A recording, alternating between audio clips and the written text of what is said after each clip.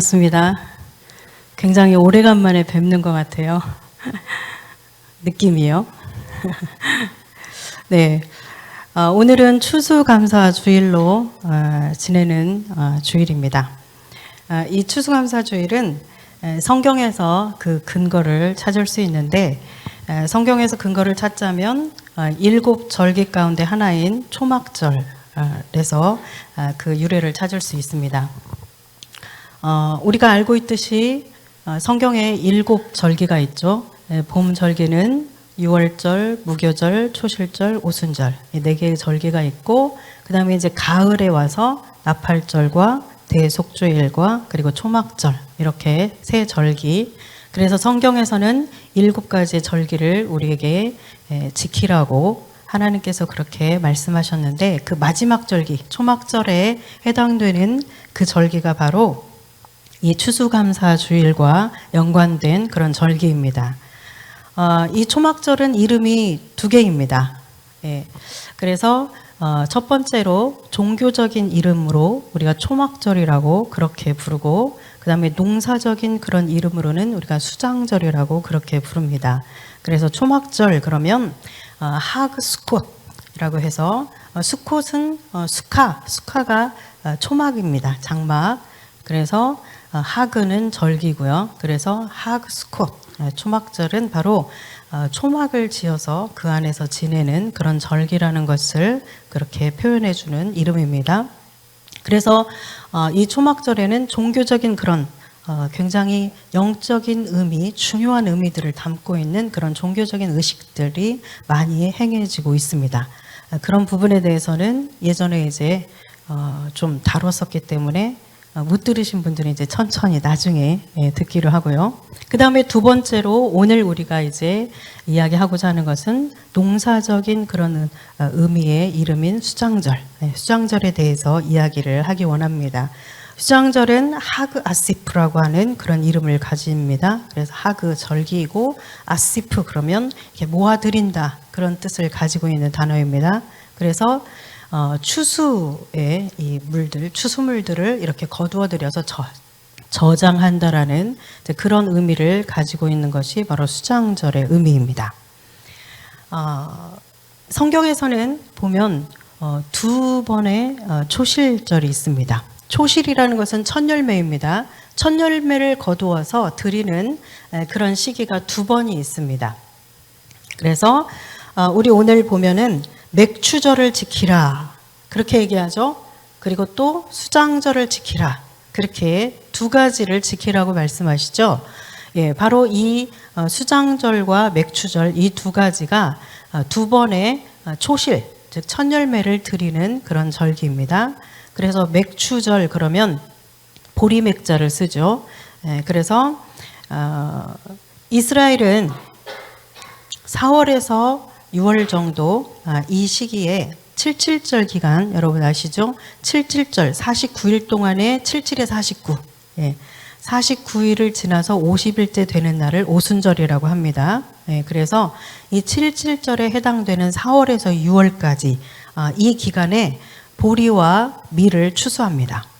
그래서 맥추절 그러면 이때는 바로 그 4월에서 6월 사이에 추수한 보리와 밀의 그 첫 열매를 드리는 그런 절기가 맥추절입니다.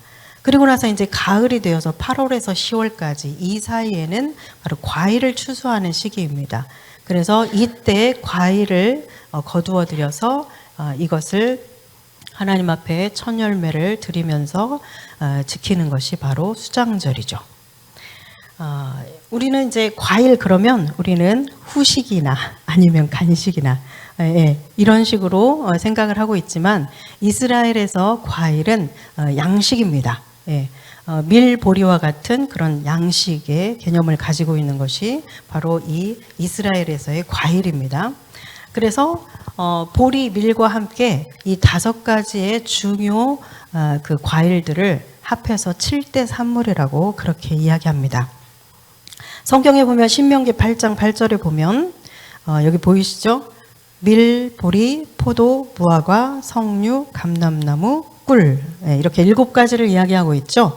이것이 바로 이 가나안 땅에서의 소산이다. 그렇게 말씀을 하시는데 여기에서 꿀에 해당되는 것이 대추야자입니다. 대추야자 혹시 드셔보셨나요? 꿀덩어리죠. 굉장히 답니다. 그래서 지금까지도 이 꿀 자체만으로 100% 대추야자 이 자체만으로 꿀을 만들어서 시럽을 만들어서 사용을 합니다. 그 정도로 당도가 굉장히 높은 것인데 성경에서 꿀 그러면 대부분 이 대추야자를 의미하는 것입니다. 그래서 이렇게 성경에서도 바로 이 7가지의 산물을 이야기하고 있습니다. 그만큼 이스라엘에서 과일이라고 하는 것은 양식이라는 것이죠. 굉장한 삶에 1년 동안 먹고 살아야 되는 에너지원입니다. 자, 하나님께서 이제 맥추절을 지키고 수장절을 지키라 이렇게 말씀을 하셨는데, 자, 절기를 지킨다라고 하는 것은 기억한다는 것입니다. 기념한다라는 것입니다. 그래서 오늘은 이제 이 초막절에 관련된 많은 그런 절기에 행해지는 그런 영적인 의미를 가지고 있는 많은 것들이 있지만 오늘은 이제 다루지 않겠지만 한 가지로 예를 들어서 아르바미님이라고 하는 이 4가지의 식물을 가지고 이렇게 하나님 앞에 나와서 그 찬양하고 기도하는 이 4가지의 식물, 이것은 바로 이들이 이집트 땅에서 이렇게 이제 하나님께서 이집트 땅에서 이스라엘 백성들을 구원해 내시고 그리고 광야 시절에 보호하시고 공급하시고 그리고 이제 요단을 건너서 그 땅에서 가나안에서 풍성한 곡식과 열매를 먹이시는 그 하나님의 은혜를 생각하면서 이 4가지의 식물을 이렇게 준비하라고 그렇게 말씀하십니다. 그래서 그렇게 하나님의 은혜를 생각하면서 지키는 것 가운데 하나가 바로 이 4식물을 가지고 오는 것인데, 그런 것처럼 절기를 지키라라고 하는 것은 바로 하나님의 은혜를 기억하고 기념한다라는 그런 의미입니다. 자, 그래서 하나님께서 특히 오늘 본문에 보면 한번 다시 보겠습니다. 하나님께서 맥추절을 지키라 그러면서 왜냐하면 이는 이러하기 때문이다. 자, 즉 왜냐하면 그런 뜻입니다. 자, 맥추절을 지키라. 왜냐하면 같이 읽습니다.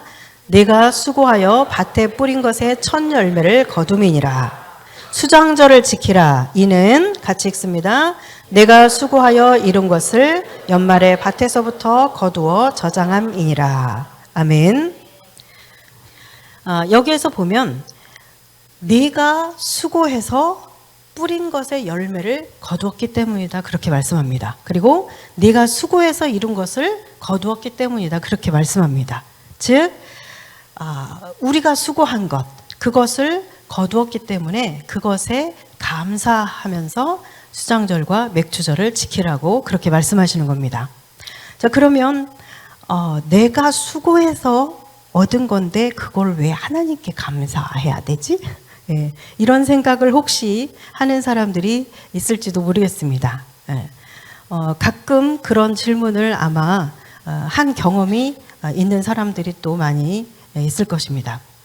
우리 수근이가 대학에 가서 이제 룸메이트와 같이 지내는데 그 룸메이트에게 복음을 전했습니다. 그런데 이 친구가 얼마나 궁금한 게 많은지 한 학기 내내 엄청난 질문을 했다고 합니다.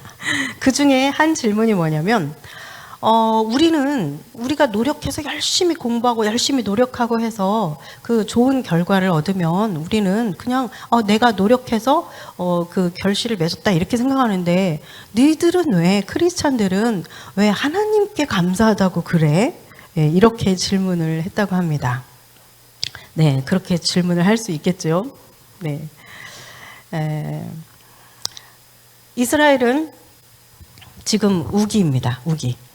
제가 지난번에 9월에 갔을 때도 이제 막 우기가 시작되니까 막 이렇게 구름이 이제 떠 있는데 사람들이 와 구름이다 막 이러면서 이거 얼마 만에 몇 달 만에 보는 구름이야 막 이러더라고요. 우리는 날마다 보는 구름인데 네, 그 사람들은 우기가 시작되면 그때서야 볼 수 있는 게 바로 구름입니다. 그래서 구름을 보면서 너무 좋아하더라고요. 이쁘다고. 지금 우기입니다. 그래서 이제 10월에서 3월까지가 우기이고, 그리고 이제 4월에서 9월까지가 건기입니다. 그때는 이제 비가 전혀 오지 않죠. 그래서 그 우기 때는 이제 이른비가 오는 시기이고, 이른비가 오는 그 시기에는 이제 씨를 뿌리고, 그 다음에 이제 장마비가 내리면 이제 그때는 이 싹이 나서 막 자라는 그런 시기가 바로 우기입니다. 자, 그리고 나서 이제 그런데 이 이스라엘에서 4월에서 6월까지 이 77절 기간, 이 기간에는 밀과 보리를 거두어 드리는 시기입니다. 그래서 맥추절을 지킨다고 했죠. 그런데 공교롭게도 이 시기에는 또 과일이 착과되는, 과일이 이렇게 꽃을 피워서 거기에서 이제 이렇게 과일을 맺는 그런 착과의 시기가 바로 이 시기이기도 합니다. 그래서 이렇게 그 밀과 보리가 통통하게 이렇게 잘 자라야 되는 이제 그런 시기이면 비가 필요하죠. 비를 먹으면서 통통하게 살이 찝니다. 그리고 따가운 그런 햇살, 바람이 필요합니다. 그래서 통통하게 이제 살이 찌는데, 과일이 열리려면 이때 이 비가 오는데 강한 비가 내리면 안 됩니다. 왜냐하면 꽃잎들이 다 꽃이 떨어져 버리면 착과를 할 수 없기 때문에 그렇습니다. 그리고 바람도 강한 바람이 불면 안 됩니다. 살랑살랑 이렇게 불어서 꽃가루를 날려서 이렇게 착과할 수 있는 그런 바람이 필요합니다. 그래서 이 시기에는 곡식을 위해서는 비가 와야 되고 바람도 불고 뜨거운 햇살이 필요한데, 과일을 생각하면 비는 내리되 조건이 있어요. 그 강한 것은 안 되고 이렇게 보슬보슬보슬, 이런 부드러운 비가 내려야 되는 것입니다. 그리고 바람도 강한 바람이 불면 꽃이 다 떨어져서 이제 망치는 거죠. 농사를, 과일 농사를. 그렇기 때문에 마치 이렇게 첫째 아들, 집신장수의 첫째 아들과 남학신장수 둘째 아들을 둔 어머니와 같이, 첫째 아들을 생각하면은 비가 안 와야 되고 쨍쨍 해야 되고, 둘째 아들을 생각하면 비가 좀 와줘야 되고, 마치 그런 것처럼 그런 두 가지의 그런 조건을 맞춰야 되는 그 시기가, 중요한 시기가, 이스라엘의 1년을 먹고 사는 데 있어서 중요한 시기가 바로 그 시기입니다. 4월에서 6월. 그래서 이스라엘 백성들은 오메르 카운트를 하죠. 이 시기가 너무너무 중요해서 하나님께서 그래서 77절을 주셨습니다. 자, 그래서 이렇게 적당하게 비가 오되 적당하게 와야 되고 바람이 불되 적당하게 불어야 되는 것입니다. 자, 이것은 누가 할 수 있는 것입니까? 사람이 할 수 있습니까? 네. 이것은 하나님만이 하실 수 있는 일입니다. 아멘이십니까? 네. 이것은 누가 이것을 조절해 줄 수 있는 그런 존재가 없습니다.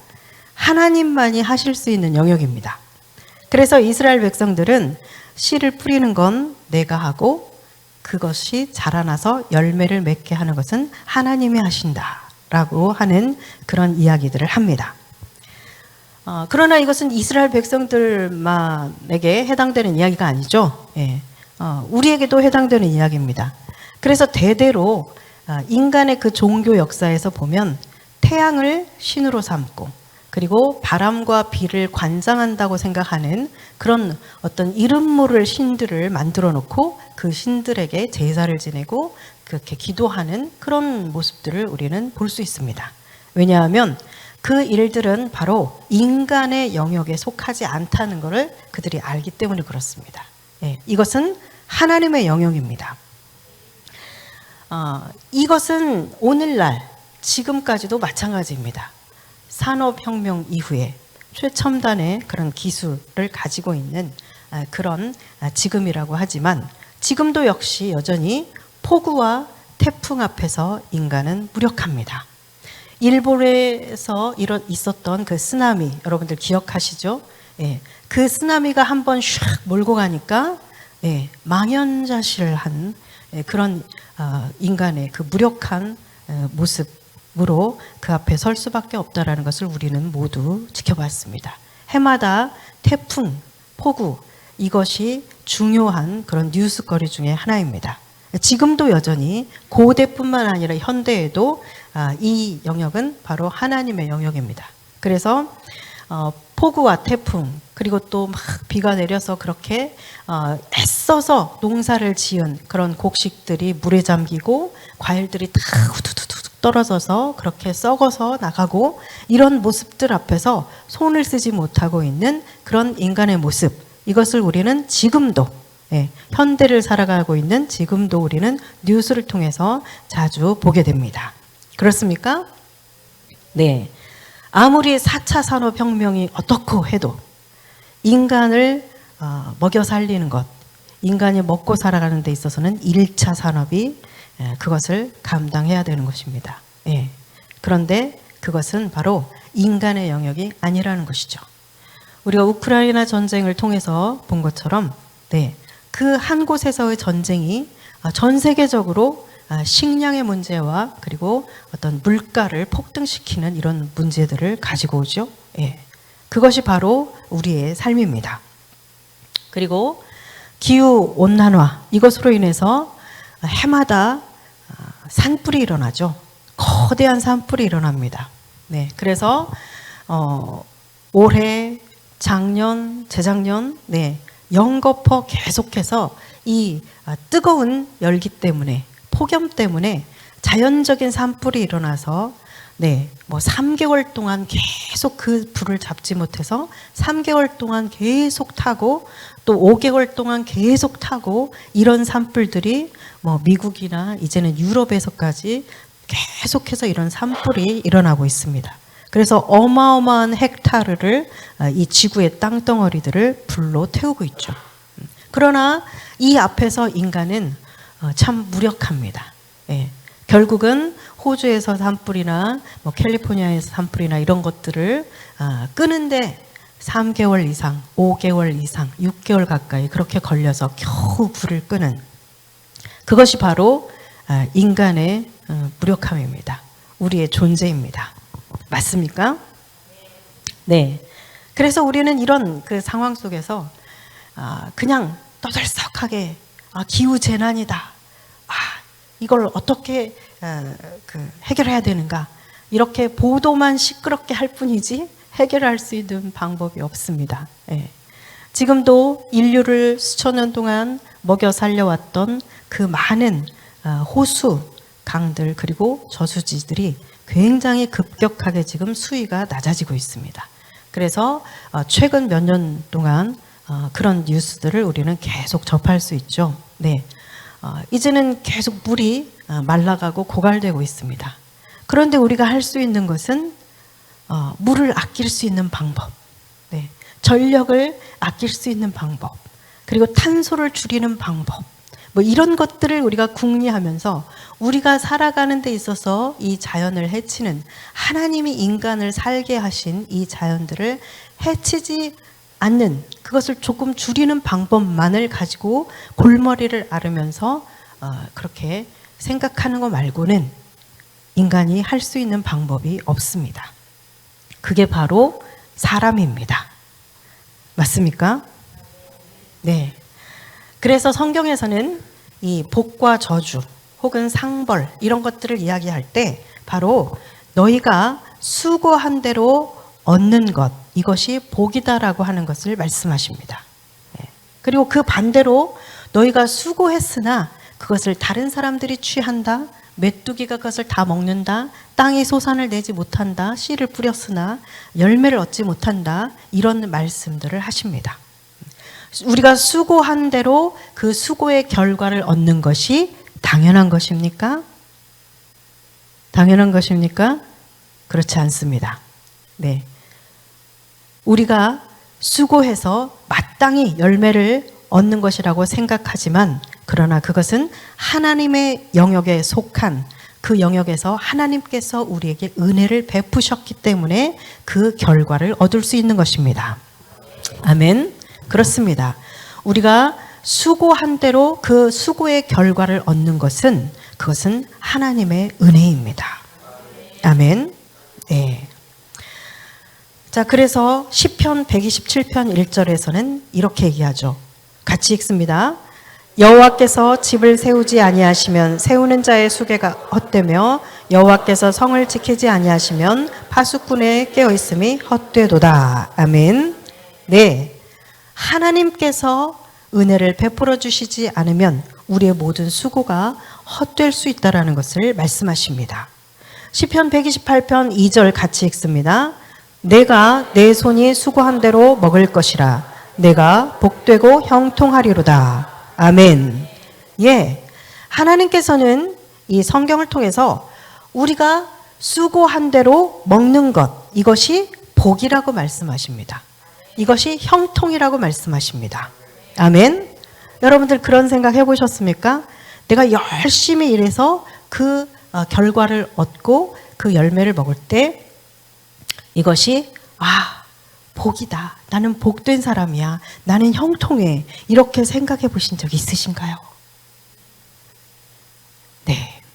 대부분 우리는 우리가 노력해서 얻은 결과 그것이 마땅한 것이라고 당연한 것이라고 그렇게 생각해 왔습니다.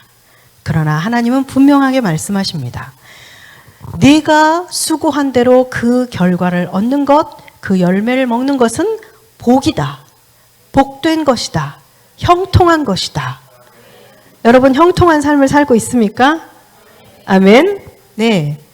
우리는 그렇게 하나님의 은혜를 누리면서 복되고 형통한 삶을 살아가고 있습니다. 네. 내가 할 수 있는 영역이 있고 하나님께 속한 영역이 있습니다. 이번에 미국에 갔을 때 제가 거기에 있는 동안에 우리 아들이 이제 졸업을 하고 직장을 구해야 되는 시기였습니다. 네. 열심히 원서를 내고 인터뷰를 준비하고 네. 또 전화가 오면 인터뷰를 하고 네. 열심히 준비를 하는데 그 불안감이 있죠. 네. 그때 자 얘들아 우리 예배 드리자. 그래서 예배를 드리면서 제가 읽은 말씀이 잠언 21장 1절입니다. 같이 읽겠습니다. 왕의 마음이 여호와의 손에 있음이 마치 봇물과 같아서 그가 임의로 인도하시느니라. 아멘. 네. 왕의 마음이 여호와의 손에 있는 것이 마치 이렇게 저수지가 물을 딱 담고 있는 것과 같다라는 이야기입니다. 네.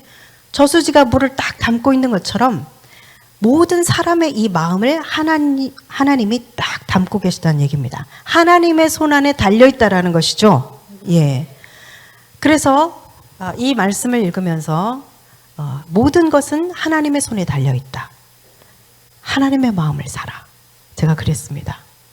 다른 것에 물론 우리가 할 수 있는 영역에 노력을 하지만 그 이후의 것은 하나님께 맡기고 하나님께 결정권이 있으니까.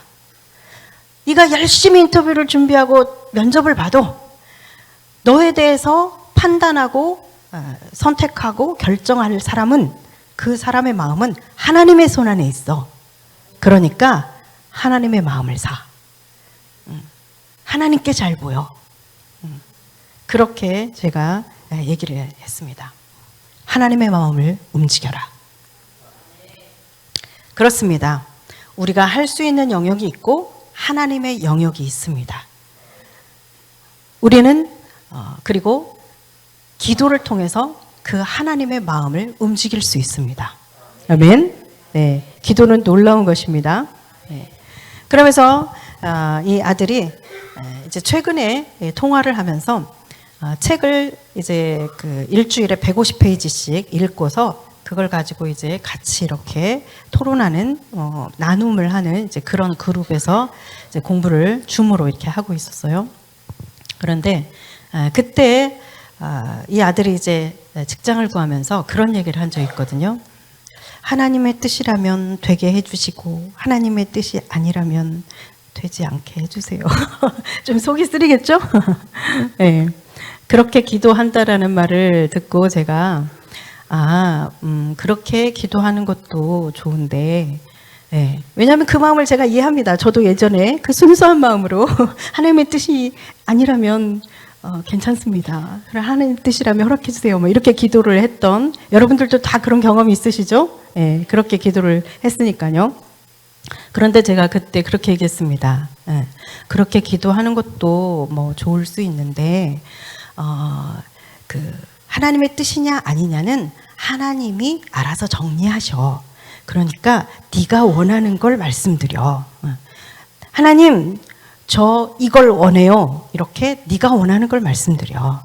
그러면 그게 하나님의 뜻이 아니면 안 이루어주시려고. 그게 하나님의 뜻에 합한 거라면 기꺼이 오케이 해주실 거야. 그러니까 하나님의 뜻이라면 아니라면 이렇게 기도하지 않아도 돼. 네가 원하는 걸 말씀드려. 아버지시잖아. 그렇게 얘기를 해줬는데 최근에 책을 읽을 때 어머니가 말씀하신 그 말씀이 그대로 책에 나오더라고요. 이렇게 얘기하더라고요. 네, 하나님이 알아서 하십니다. 하나님의 영역에 속한 것입니다. 네, 우리가 할 수 있는, 우리가 해야 되는 그 영역에서 우리가 최선을 다하고 수고하는 것이고 그 수고의 열매를 맺게 하시는 것은 하나님이십니다. 아멘. 그러면서 요즘 딘 셔만의 모든 그리스도인들을 위한 영적 전쟁이라는 책을 읽고 있나 봐요. 이 책을 읽으면서 같이 그룹에서 이야기하는 이 친구들이 이제 자기 말고 5명이 있었는데 이 5명이 다 그 영적 전쟁에 관한 이 책에 나오는 이야기들을 모르는 이야기라고, 처음 들어보는 이야기라고, 들어본 적이 없다고 그렇게 얘기를 하더래요. 그래서 내가 이렇게 나는 이 영적 전쟁이라든가 이런 부분에 있어서 어려서부터 이 교회 분위기에서 이런 분위기에서 자라왔기 때문에 나는 이것들을 다 알고 있었고 이건 당연한 거라고 생각했는데 그게 당연한 게 아니었구나 라는 생각이 들어서 감사했어요, 어머니. 이렇게 얘기하더라고요. 모든 것은 당연한 게 아닙니다. 모든 것은 하나님이 우리에게 주시는 것입니다. 아멘. 네. 자, 우리가 하나님의 주권에 기대어서 기다려야 되는 그런 일들이 우리가 인생을 살아가면서 아주 많이 끊임없이 옵니다. 우리는 여기까지, 그리고 그 이상은 우리가 더 이상 할 수 없어서 하나님의 손에, 뜻에 맡기고 그분의 그 은혜를, 호의를 베풀어 주시기를 기다려야 되는 그런 일들이 끊임없이 옵니다. 우리가 이것은 내 인생이야 라고 그렇게 말하지만 사실 우리의 인생이라고 하지만 우리의 생명도, 삶도 우리의 마음대로 어떻게 할 수 없는 것이 바로 우리 자신입니다. 우리는 이태원 참사를 통해서도 그것을 보았습니다. 그리고 또 탄광에서 구조를 받는 이런 사람들의 이야기, 이런 이야기들을 통해서 내 인생은 내 것이기 때문에 내가 마음대로 할 수 있는 것이 아니다라는 것을 우리는 깨달을 수 있는 그런 시간들이었습니다. 맞습니까? 네. 더구나 우리가 생존하기 위해서 반드시 필요한 햇빛과 공기와 물, 모든 식물과 동물을 통틀어서 모든 생명체가 살아가는 데 필요한 이 햇빛과 공기와 물은 인간이 만들어낼 수 있는 것이 아닙니다. 하나님만이 주실 수 있는 것입니다. 그래서 하나님은 세상을 지으시고 사람을 지으시고서 돈이 있는 자나 없는 자나 살 수 있도록 그것들을 공짜로 주셨습니다. 그래서 우리는 하나님이 베풀어 주신 햇빛과 공기와 물 덕택에 지금도 숨 쉬면서 잘 살아가고 있는 것입니다. 맞죠? 어떤 사람이 교통사고로 의식을 잃어서 중환자실에 3일 동안 있으면서 산소호흡기를 끼고 있었습니다. 3일 지나고 나서 산소를 마시면서 숨 쉰 비용이 지금부터 한 10년도 훨씬 넘는 그때 이야기니까요. 3일 동안 산소를 마시면서 숨 쉰 비용이 100만 원이 넘게 나왔답니다. 그리고 어떤 사람은 중환자실에서 산소호흡기를 끼고 있다가 이제 그 의식을 잃어서 숨이 멈춰서 심폐소생술을 했는데 그날 하루 병원비만 170만 원이 나왔다고 합니다. 그러면 우리가 1년간 산소를 마시면서 네, 생존하고 있는 이 1년의 산소 비용은 얼마나 될까요? 1년 365니까 1억 2천 정도? 네, 그렇습니다. 그래서 우리가 예전에 그런 적이 있습니다. 하루에 1,000원으로 계산해서 1년 365일 감사를 해보자. 추수감사절 때 그래서 하루 1,000원 해서 36만 5천 원이죠. 365일이면. 그래서 그렇게 우리가 감사를 해보자 해서 그렇게 한 적이 있습니다. 그 뒤로 저희는 이제 될 수 있으면 그렇게 하려고 노력하고 있습니다. 네, 우리는 그냥 날마다 의식조차도 없이 숨 쉬면서 그렇게 살아가고 있지만 이 모든 것이 하나님의 은혜입니다. 하나님이 주시는 것입니다. 우리는 하나님 힘들어요. 왜 저에게는 이렇게 안 해주시나요? 이러면서 하나님의 은혜가 없다라고 생각할지 모르지만 우리는 하나님의 은혜 때문에 생존하는 그런 존재들입니다. 맞지요?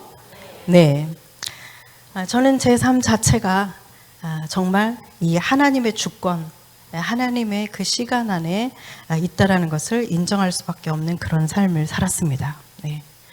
신촌 세브란스 병원에서 마지막 이제 셋째를 낳을 때 그때 저를 기다리고 있는 것은 의학적으로는 사망, 죽음만이 저를 기다리고 있었습니다. 이제 몇 시간 후면 내가 이제 이곳에 존재하지 않을 수 있는 그런 상황이었습니다. 그때 제가 할 수 있는 건 이렇게 누워서 멀뚱멀뚱 이 병실의 천정을 바라보는 것밖에는, 그러면서 하나님 살려주세요. 살려주세요 하나님. 이렇게밖에 말하는 거 말고는 제가 할 수 있는 게 없었습니다. 어디 저뿐이겠습니까? 모든 인간이 그 시간에 저를 위해서 해줄 수 있는 게 없었습니다. 어떤 사람도. 그 신촌 세브란스에 있는 그 유명하다는 숱한 의학 박사들, 그리고 그 대단한 첨단의 의료 장비들, 그것들도 저를 위해서는 그 시간 다 멈춰 있었습니다. 아무것도 할 게 없었습니다. 이것이 바로 우리의 실존입니다. 여러분과 저의 실존입니다. 이것이 하나님 앞에서의 인간입니다. 우리는 그런 존재입니다. 내 인생은 내 것이야. 난 나를 믿고 살아. 너 나 잘 믿어. 이렇게 말씀하시는 분들이 있잖아요. 그런 분들은 아직 인생을 조금 덜 사신 거예요. 죽음 앞에까지는 아직 못 가봐서 그런 거예요. 어디 나의 인생이 내 것입니까? 어디 내 생명이 내 것입니까? 내 것이면 왜 내 맘대로 못합니까? 모든 것은 하나님의 것입니다. 우리는 하나님의 존재 앞에서 그냥 무한 감사하며 무력한, 연약한 자들로서 하나님의 그 강하심과 전능하심을 기대어서 살아가는 그런 존재입니다. 그게 바로 저와 여러분입니다. 그래서 참 말씀을 준비하면서 감사했습니다. 우리 막내가, 그때 태어난 우리 막내가 지금 오늘 이제 20일째 금식을 하고 있습니다. 내일이면 20일을 이제 마지막 날인데 잘하고 있어요. 조금 염려했는데 여전히 기운이 떨어질 때는 푹 쓰러져서 자고 있고, 또 일어나면은 여전히 종알종알 기운이 있나 봐요. 계속 얘기를 합니다. 그리고 이러면서 흥얼거리면서 찬양도 하고, 아직 기운이 있나 봅니다. 이 딸에게 제가 어제 물어봤습니다. 내일 감사에 대해서 설교를 해야 되는데 생각나는 게 없어. 감사에 대해서 생각나는 거 좀 말해줘봐. 그랬더니 우리 딸이 엄마는 항상 감사하면서 사셨잖아요. 아플 때도 그렇고 힘들 때도 그렇고 감사하면서 사셨는데. 그래서 제가 근데 그렇게 못 산 것 같아서 그래. 제가 그렇게 얘기했습니다. 그랬더니 우리 딸이 그러면 그것은 엄마가 완벽주의자이거나 아니면 요즘 좀 그렇게 못 살았나 보죠. 아주 완벽한 대답을 해주더라고요. 여러분들 궁금한 거 있으시면 찾아가세요. 단순 명료하게 답을 드릴 겁니다. 네, 그렇게 얘기를 했어요. 그래서 저는 그때 살 수 있을지 살 수 없을지 알 수 없는 그때에 그렇게 하나님 앞에 매달렸습니다. 울면서 하나님 살려주세요. 제 손으로 저 어린 아이들을 제 손으로 키울 수 있게 해주세요. 하나님. 이 세상에서 엄마를 대체할 수 있는 존재가 누가 있겠습니까? 하나님, 저 애들을 제 손으로 키울 수 있게 해주세요. 제 아이들과 남편과 좀 더 오래 살 수 있게 해주세요. 제가 그렇게 울면서 기도했습니다. 매달렸죠. 그런데 제 손으로 아이들을 키웠습니다. 하나님의 은혜입니다. 여러분들은 내 손으로 내 아이들을 키울 수 있는 것이 은혜라고 생각해 본 적 있으십니까? 하나님의 은혜입니다. 하나님이 우리를 붙들어 주셨기 때문에, 우리의 생명을 붙들어 주셨기 때문에 내가 내 손으로 아이들을 키울 수 있었던 것입니다. 아멘. 그래서 참 감사합니다. 20대 때 그렇게 새 아이들을 모두 낳을 때마다 사망 가능성 있음에 사인을 하면서 그렇게 새 아이를 출산하고 그렇게 죽음 앞에까지 갔다가 하나님의 건져주심을 받았습니다. 30대에 와서는 참 치열한 영적 전쟁을 하면서 우리가 함께 개척한 멤버들은 얼마나 치열한 영적 전쟁을 우리가 해왔는지 알 겁니다. 치열한 영적 전쟁을 하면서 36에 교회를 개척해서 참 개척교회의 그 수많은 희노애락을 겪으면서 그렇게 30대를 보내면서, 그리고 40대에 들어서는 교회가 어려워지는 그런 상황 속에 들어가면서 참 많은 물질적인 고난과 육체적인 고난과 비전의 고난 속에서 그 어둠의 시간들을 지나왔습니다. 참 어떻게 살아왔는지 모르겠어요.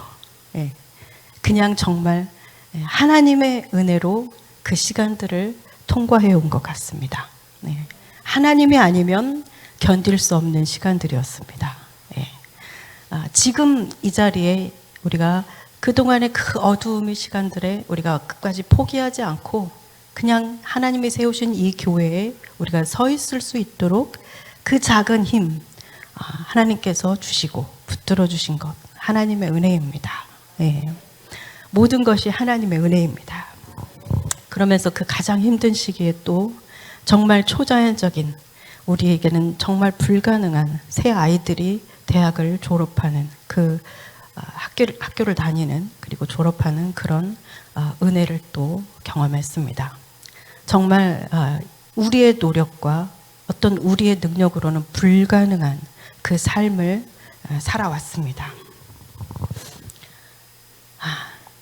여러분들의 인생을 한번 쭉 뒤돌아보시면 참 감사하지 않습니까? 당연하다고 생각했던 것들 참 당연한 게 아니었구나. 나는 내 노력으로 이렇게 해서 살았다고 생각했는데 그게 아니구나. 하나님이 주신 것들이구나. 하나님이 은혜를 베풀어 주신 거구나. 이런 것들을 우리 모두는 인정할 수밖에 없을 겁니다. 우리 모두가 이 자리에 지금 있는 것은 하나님의 은혜입니다. 아멘. 자, 하나님의 은혜를 기억하고 기념하면서 수장절을 지켜라 라고 하는 이 말은 행동하는 것입니다. 하그 아스프라고 그렇게 말씀드렸죠. 하그라고 하는 이 뜻은 축제, 제물, 그런 뜻을 가지고 있습니다. 절기라는 뜻과 함께. 그리고 이 단어의 어근인 하가그라고 하는 이 단어가 바로 기념한다, 춤춘다, 그런 뜻을 가지고 있습니다. 그래서 이 절기를 우리가 수장절에 이 절기를 지낼 때 이것은 바로 우리가 수고해서 얻은 이 추수물들을 가지고 감사할 때 바로 하나님께 이 감사의 제물을 드리면서 기념하면서 즐거워하라고 하는 그런 하나님의 의미가 담겨 있습니다. 그래서 신명기 16장 보면 13절에서 17절까지 이 초막절에 대해서 말씀하시는데 14절, 15절에서는 즐거워해라, 즐거워해라 이렇게 말씀하시죠.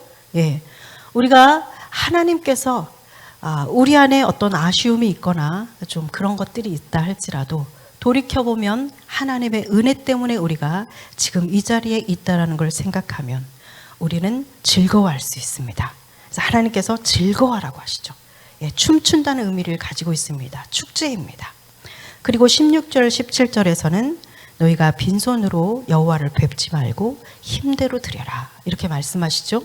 네, 그래서 하나님 앞에 우리가 그 감사의 예물을 드리면서 표현하도록 그렇게 말씀하십니다. 자, 감사는 생각 속에 머물고 있을 때는 감사가 아닙니다. 그렇죠? 우리가 표현할 때 그것이 감사가 되는 것입니다. 그래서 감사 그러면 대표적으로 우리가 성경에 누가복음 17장에 나오는 그 10명의 문둥병자, 나병 환자들이 9명은 돌아오지 않았으나 1명만이 예수님께 와서 감사를 드렸더라 하는 그 이야기를 가장 유명한 말씀이죠. 그 이야기를 알고 있습니다.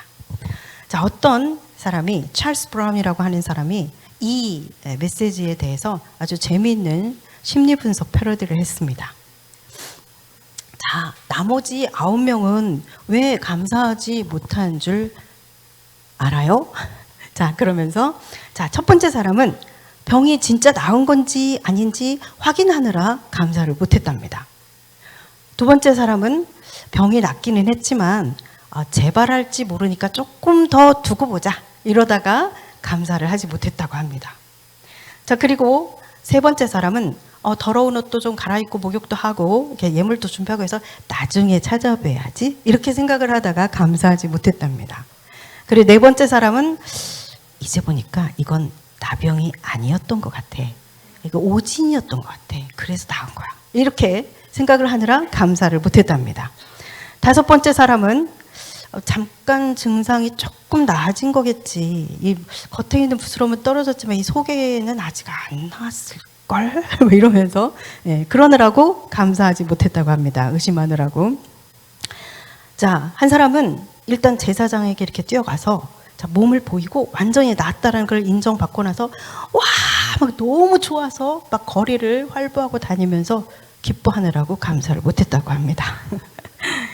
일곱 번째 사람은 예수님이 나를 위해서 뭐 특별히 하신 건 없잖아. 그냥 제사장에게 가서 내 몸을 보이라. 이렇게 말한 것밖에 없잖아. 근데 뭐 굳이 예수님께 감사를 해야 될까? 뭐 이렇게 생각을 하느라 감사를 못했다고 합니다. 여덟 번째 사람은 이거는 뭐 의사나 랍비 이런 분들은 그냥 당연히 하시는 거 아니야? 뭐 예수님은 랍비시니까 뭐 당연히 할 일을 하신 건데 뭐 이러면서 이런 생각에 감사하지 못했다고 합니다. 그리고 아홉 번째 사람은 나는 이미 회복되고 있었던 거야. 근데 딱 그때 예수님이 그렇게 얘기하셔가지고 나은 거야. 네. 그러느라고 그런 생각을 하느라고 감사하지 못했다고 합니다. 격하게 공감되시죠? 항목들. 네. 이게 바로 사람들이 하나님의 은혜를 경험할 때 이렇게 대부분 반응하는 것들이라는 이야기죠. 나병이 나은 사람들 전부 다 정말 너무 좋았을 겁니다. 너무 기뻤을 겁니다. 그리고 감사했을 거예요. 그런데 그 감사가 향방이 없었던 것이죠. 방향성 없이. 안 믿는 사람들도 아유 제가 이렇게 있는데요 이랬는데요 참 감사하죠 뭐 이렇게 그냥 향방 없는 감사 그냥 나아서 좋다는 의미의 그런 것이었을 뿐이죠. 오직 한 사람이 정확하게 방향을 예수 그리스도께 틀어서 다시 돌아와서 예수님의 발 아래 엎드려서 경배하며 감사를 표현했던 것입니다. 아멘. 그래서 그 한 사람만이 예수님께 내 믿음이 너를 구원하였다. 이런 말씀을 들을 수 있었던 것입니다. 믿음은 행하는 것입니다. 행함이 있는 것이 산 믿음입니다. 감사는 표현하는 것입니다. 표현할 때 감사가 되는 것입니다. 아멘. 네, 이 감사하는 것은 그리스도인의 아주 중요한 성품 가운데 하나입니다.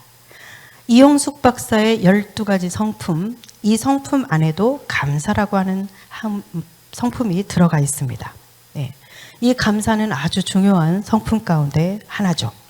이분이가 어느 날 그랬답니다. 네, 저는 질문은 기억나지 않지만 제가 한 답은 기억이 나더라고요. 엄마, 왜 우리는 기도도 하고 열심히 하나님을 믿는데 맨날 돈이 없어요? 저에게 이렇게 물었답니다. 그래서 제가 답한 건 기억이 나요. 니네 학교 공짜로 다닌 거, 그리고 이렇게 언니랑 학교 간 거, 이거 합하면 1억도 넘어. 그 언니 오빠 이렇게 대학 가고 뭐 이 학비 하나님이 그때마다 그 초자연적으로 주신, 생기게 해주신 이런 거 합하면 1억이 뭐야? 2억도 넘을걸? 이러면서 그거 다 하나님이 주신 거야. 제가 그렇게 대답을 했답니다. 그래서 유빈이가 그렇구나. 그것도 하나님이 주신 거구나. 엄청 많이 주셨네. 네. 그것을 하나님이 주신 거라고 생각을 못 해봤대요. 그래서 그때 굉장히 놀라운 중요한 생각의 전환점이 되었다고 그렇게 얘기해 주더라고요. 그렇습니다. 우리가 미처 생각하지 못한, 우리 눈에 가려서 미처 보지 못한 그 숱한 것들이 하나님이 주신 것들입니다. 아멘. 네, 우리 한별이 10개월 때 사진입니다. 성탄절에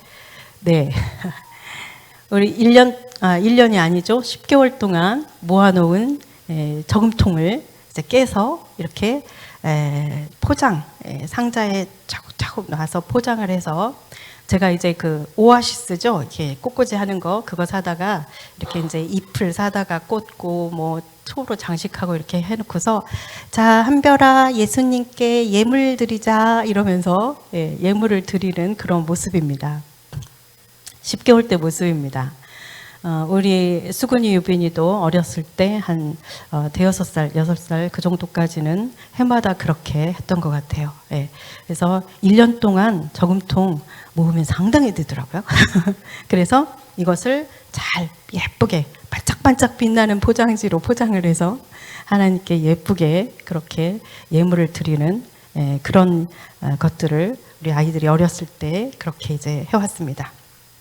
그러면서 이런 이제 모습들을 자라고 보면서 자라서 그런지 우리 아이들이 또 하나님께 감사를 또 자연스럽게 하는 모습들을 보게 됩니다.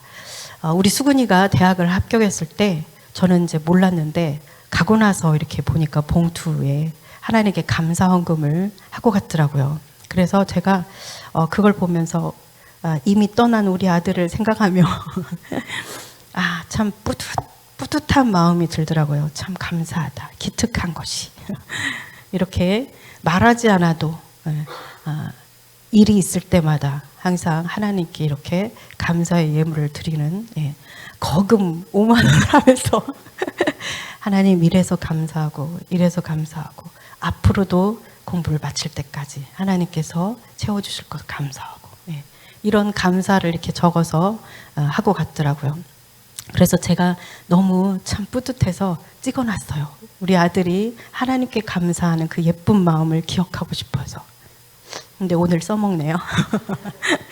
네, 우리 딸에게 동생들 가르치느라고 아무것도 이제 남지 않은 깡통인 우리 딸에게, 한별아, 이제 동생들도 졸업하고 네가 저기 쉴드 좀 할래? 한 100만 원 이내면 될 것 같아. 그랬어요. 이제 동생들 다 가르치고 이제 없는데, 그랬더니 네 그러더라고요. 쉴드를 하고 나서 드럼 쉴드요. 하고 나서 한 3개월? 예, 3개월도 못 된 것 같죠? 3개월 정도 최근에 그런 소식을 들었습니다. 걔가 교통사고가 나서 이게 계속 지금 2년 정도 해결이 안 되고 계속 이렇게 보험 문제야. 그래서 지금까지 이렇게 질질 끌면서 해결이 안 되고 있었는데 800불을 받았대요. 네. 8,000불이요. 예. 그러니까 천 얼마 됩니다. 뭐 1,500원 이런 거 아니고요. 지금 환율로 따지면 1,070만 원 뭐 이 정도. 그래서 그 차에 남은 돈을 다 그냥 싹 갚아버리고 조금 남아서 엄마 아빠 그 티켓 하실 때 그 비행기 티켓 하실 때 보태려고요. 그렇게 소식이 왔더라고요.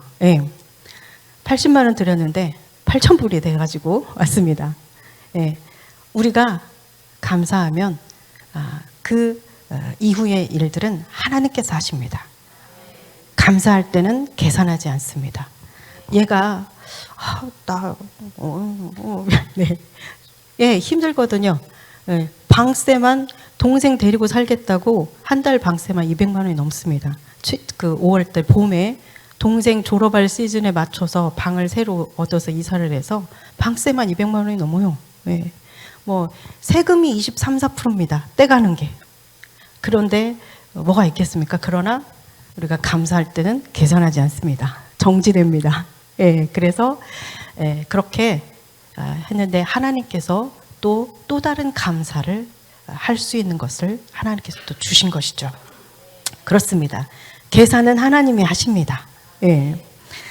참 그리고 인생 가운데서 감사한 분들 그리고 우리 자녀들이 자라면서 정말 우리가 무능력할 때 아무것도 할 수 없을 때 고마움을 베풀어 주신 이런 분들에게 우리가 이제 그렇게 부족하지만 감사를 표현하면서 그렇게 살아왔는데 우리 아이들이 그것을 보면서 참 감사할 줄 아는 그런 사람들로 자라는 것을 보게 됩니다. 그래서 참 감사하면 여러분들의 자녀들이 감사할 줄 아는 사람이 되면 어떻게 되는지 아십니까? 가는 곳마다에서 사랑을 받습니다. 아멘. 네. 여러분들의 자녀들이 사랑받는 자녀들이 되게 하고 싶으시다면 감사를 흘려보내십시오. 그 아이들이 자연스럽게 감사를 배우면서 삶에서 사랑받는 자들이 됩니다. 네. 그래서 이번에 수근이에게 갔을 때도 예배를 드리고 나서 이제 그곳에 그 아이가 다녔던 교회에서 예배 드리고 나서 출발하려고 하는데 하나님이 그런 감동을 주시더라고요. 그래서 수근이에게 수근아 혹시 100불 드리고 싶은 목사님 계셔? 그랬더니 1초도 되지 않아서 대답을 딱 하더라고요. 누구 목사님이요? 거기가 7분의 담임 목회자로 되어 있는 그런 교회였어요. 그런데 이 목사님이 이 수근이에겐 참 감사한 분이시구나. 1초도 안 돼서 딱 대답하더라고요. 그래서 그래. 그러면 이거 갖다 드려. 봉투에 딱 넣어서 이제 드리고 와. 그랬어요. 그랬더니 막 입이 이렇게 걸려가지고 막 너무 좋아서. 여러분 우리가 감사할 수 있다는 건 굉장히 행복한 겁니다. 내가 감사한 마음을 가지고 있었는데 내가 감사를 표현할 수 있다는 것은 정말 행복한 일입니다. 그래서 너무 좋아서 막 달려가더라고요. 그리고 이번에 우리 유빈이가 학교 다니면서 그 교회 목사님께서 1시간 반이나 되는 거리를 이렇게 운전하셔서 이사를 도와주셨어요. 그리고 참 이 유학생들을 데리고 목회하시는 목사님들을 저는 참 존경합니다. 왜냐하면 이 아이들은 분명하게 거의 99% 정도는 몇 년 후에 떠나거든요. 몇 년 후에 4년, 5년 후에 떠날 아이들을 사랑해주고 그렇게 보호해주고 도와주는 그런 목사님이시죠. 그래서 이번에 지난달에 오셨다고 그래서 약속 잡아라. 뵙고 식사 대접한다고 해라. 그래서 만나 뵙고 제 책 선물과 함께 그 안에다가 감사의 표현을 해서 드리면서 극진하게 식사를 대접해서 보내드렸습니다. 참 감사하더라고요. 그리고 우리 한별이 내년에 이제 결혼할 때 너 오면 지금부터 조금씩 모아서 교장선생님께 100만 원 마련해서 찾아뵙고 감사하다고 인사드려라. 그거 한 번만으로 안 돼. 제가 그랬습니다. 예. 이렇게 감사는 표현할 때 감사가 되는 것이고, 그리고 우리가 감사하면 더 행복합니다. 감사하는 자가 감사를 받는 자보다 더 행복하죠. 그리고 이 감사는 그렇게 정말 중요한 성경적인 원리입니다. 네. 이 모든 만남들, 네. 여러분들에게, 그리고 여러분들의 자녀에게, 여러분들의 가족에게 주어졌던 그 복된 만남들, 이 모든 것들 하나님이 주신 것들입니다. 여러분들에게 있는 좋은 사람들 하나님이 주신 사람들입니다. 네. 이 모든 것들도 하나님이 허락하신 것이죠. 우리가 감사를 잃어버리고 살 때 우리의 삶이 거칠어지고 척박해지고 그리고 상처를 입게 됩니다. 감사는 표현하는 것입니다. 네, 저에게 내 인생 최고의 생일 선물이라고 한다면 그것은 바로 우리 큰딸이 몇 년 전에 보내줬던 엄마에게 드리는 100가지 감사 제목입니다. 그걸 봤는데 얼마나 정말 너무너무 감격스럽고 너무 좋아서 보고 또 보고 몇 달 후에도 또 보고 1년 후에도 또 보고 시간 있을 때마다 봅니다. 부모님들은 참 이상하죠. 항상 이렇게 잘 못한 것만 생각이 나요. 이렇게 해줬으면 좋았을 텐데, 이렇게 해주지 못해서 참 그런데, 이런 생각이 들었는데, 우리 아이가 이렇게 보내준 걸 보면서 내가 이랬었구나. 맞아, 이랬었지. 그렇구나. 내가 맞아, 이랬지. 그래도 잘 살았네. 그래도 잘 키웠네. 이런 마음이 들면서 제가 위로가 되고 격려가 되더라고요. 제가 치유가 되더라고요. 예. 이 감사하다. 이래서 감사해요. 이래서 감사해요. 이래서 감사해요. 이 감사 문장 하나하나 읽는데 제가 위로를 받고 격려를 받고 그리고 제 마음이 이렇게 치유가 되더라고요. 감사. 하나님께서 우리에게 하나님 이래서 감사해요. 하나님 이래서 감사해요. 이렇게 하나님 앞에 감사를 드리면 하나님께서 얼마나 좋아하시겠어요. 그죠? 네, 얼마나 좋아하시겠어요. 이거는 이 감격은 해가 거듭해도 사라지지 않더라고요. 네, 최근에 또 봤습니다. 네, 감사는 그렇게 표현하는 것이고 고백하는 것입니다. 말씀을 맺겠습니다. 이스라엘 백성들은 수장절로 지키는 이 초막절 기간에 7일 동안 초막에서 지냅니다. 초막이 뭐냐면 이렇게 빔을 세워놓고 이제 3면만 가립니다. 한 면은 놔두고, 그래서 손님들이 언제든지 이렇게 방문할 수 있도록 열어둔다라는 의미죠. 호의를 베푸는 의미입니다. 그리고 이제 천정을 이렇게 가리는데 종려나무 가지와 같은 것으로 이렇게 가립니다. 그런데 원칙이 있습니다.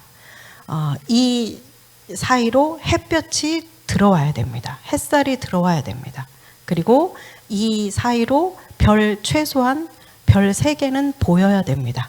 그렇게 지붕을 얹어야 돼요. 그래서 그렇게 초막을 만들어 놓고 7일 동안 여기에서 먹고 여기에서 잡니다. 굉장히 불편하겠죠. 네. 그런데 이 불편함을 통해서 광야에서의 삶을 기억하는 겁니다. 광야의 시절에 참 불편했지. 그렇지만 하나님께서 보호하시고 공급해 주시고 그러셨지. 그래서 우리 민족을 늘 우리 민족과 함께 하시고 그래서 지금 우리가 있는 것이지. 그 광야에서의 하나님의 은혜를 기억합니다. 그러면서 이 땅에서의 삶은 영원한 것이 아니지. 우리는 이 초막을 짓고 잠깐 지내는 것처럼 이 땅에서의 삶은 나그네의 삶이지. 그래 맞아. 우리는 영원히 정착할 곳, 그 본향이 있지. 이것을 기억하면서 하나님의 나라, 천국을 다시 기억합니다. 그리고 이 천정에서 햇살이 쫙 들어오면 그 햇살을 바라보면서 하나님의 은혜를 생각합니다. 참 신기하죠. 이 햇살을 바라보면, 해를 바라보면 굉장히 좌절감이 있고 지쳐 있다가도 햇살이 쫙 떠오르는 걸 보면 힘을 얻습니다. 그런 경험이 있으십니까? 저는 빛은 실로 아름다운 것이라 눈으로 해를 보는 것이 즐거운 일이로다. 이 말씀, 전도서 11장 7절 말씀을 제가 죽음 앞에서 다시 살아나서 하나님께서 살려주셔서 이제 아이들을 키우면서 그럴 때 제 싱크대에다 이렇게 붙여놨던 말씀이에요. 이것은 죽음 앞에 가봤던 사람, 그리고 깊은 어두움에 혹시 감옥 이런 곳에서 생활했던 사람들은 혹시 정말 절절하게 이해를 할지 모르겠습니다. 빛은 실로 아름다운 것이라 눈으로 해를 보는 것이 즐거운 일이로다. 이것이 정말 저의 이 깊은 곳에서 나오는 하나님을 향한 고백이었습니다. 우리가 하나님이 주신 햇살을 볼 수 있는 것 은혜입니다. 하나님이 그렇게 창조하셨어요. 그래서 우리는 밤에 슬픔이 기숙할지라도 아침에 떠오르는 해를 보며 우리에게 기쁨이 샘솟게 하시는 것이 바로 하나님의 창조 원리입니다. 소망을 얻죠. 그리고 그 밤에 자녀들과 함께 딱 누워서 밤하늘의 별을 보면서 하나님께서 아브라함에게 내가 너희 자손을 별과 같이 많게 해주겠다 하셨는데 맞아. 하나님께서 그 언약을 신실하게 지키셔서 지금 우리 이스라엘 민족들이 이렇게 민족을 이루어서 살고 있지. 하나님은 참 신실한 분이시지.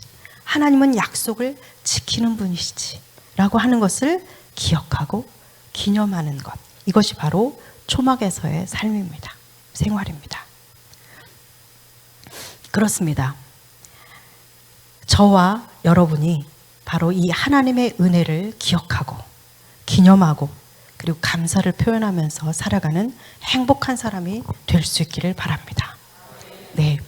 모든 삶은 당연한 것이 아니라 하나님의 은혜로 주어졌다는 것을 기억하면서 항상 감사하면서 살아갈 수 있는 저와 여러분이 될 수 있기를 바랍니다. 그리고 자녀들에게 그 감사를 흘려보내면서 전수시킬 수 있는 그런 저와 여러분이 될 수 있기를 바랍니다. 가장 행복한 삶은 나의 창조자를 아는 것입니다. 그 창조자 하나님의 사랑을 입고 사는 것입니다. 그리고 그 은혜에 감사하면서 사는 것입니다. 감사하는 사람이 행복한 사람입니다. 아멘.